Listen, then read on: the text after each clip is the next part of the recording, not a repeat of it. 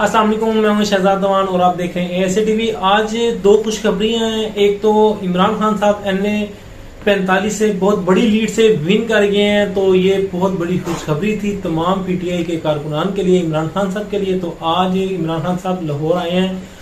सदफ नईम जो कि शहीद हो गई थी कल कंटेनर हादसे में, तो आज इमरान खान साहब उनके घर में जो है ना दुआ खैर के लिए आए थे और अभी रास्ते में वो जा ही रहे थे इमरान खान साहब दोबारा लॉन्ग मार्च की तरफ। तो इस्लामाबाद हाई कोर्ट ने इलेक्शन कमीशन का जो फैसला था उसको कलअदम करार दिया और खान साहब जो हैं सादिक अमीन थे, सादिक अमीन हैं और इंशाअल्लाह ताला सादिक अमीन ही रहेंगे। तो तमाम PTI के जो टाइगर्स हैं, PTI के जो कारकुनान हैं, सबको बहुत बहुत दिली मुबारकबाद।